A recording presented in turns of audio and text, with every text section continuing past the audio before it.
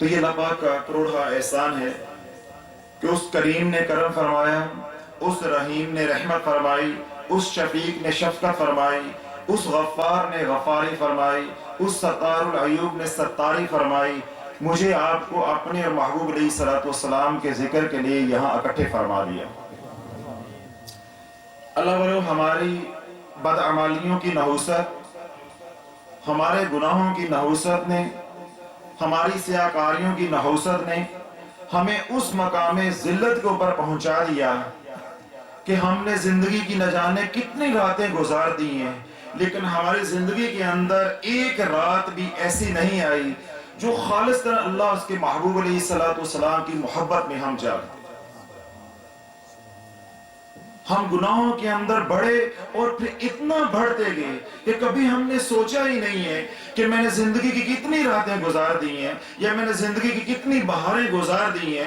میری زندگی کے اندر ایک رات بھی ایسی نہیں ہے جو صرف اور صرف اللہ اس کے رسول علیہ الصلوۃ والسلام کی خاطر جاگتا، یا صرف اللہ کی محبت میں یا اس کے محبوب علیہ الصلوۃ والسلام کی محبت میں مصلی پہ بیٹھتا۔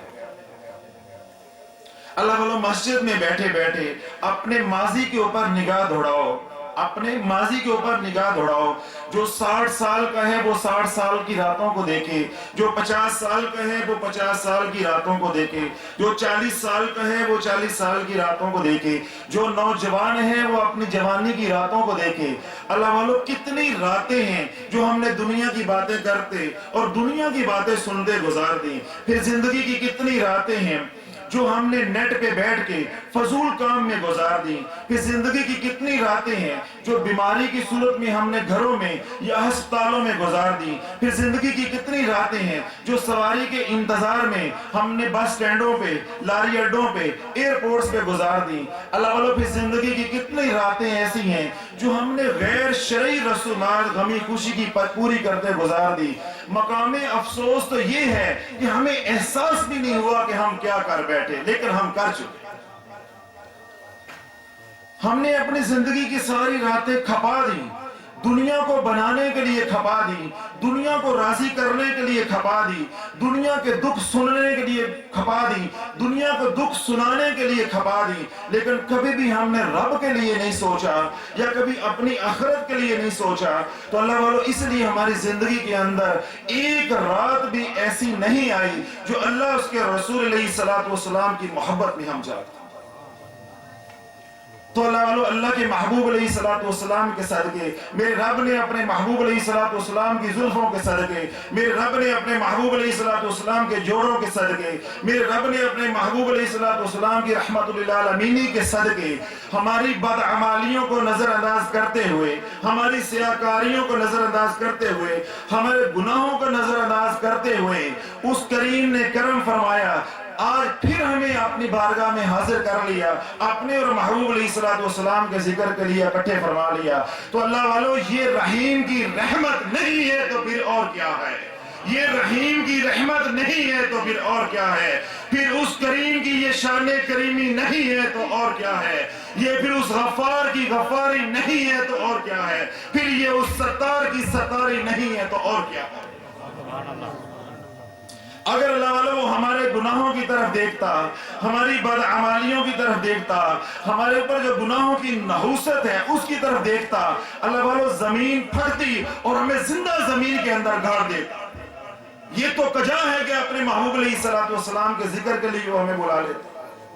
تو یہ میرے پھر رب کی کریمی نہیں ہے تو اور کیا ہے؟ یہ میرے رب کی رحیمی نہیں ہے تو پھر اور کیا ہے؟ یہ میرے رب کی شفقت نہیں ہے تو پھر اور کیا ہے؟ پھر یہ میرے رب کی غفاری نہیں ہے تو اور کیا ہے؟ پھر یہ میرے رب کی ستاری نہیں ہے تو اور کیا ہے؟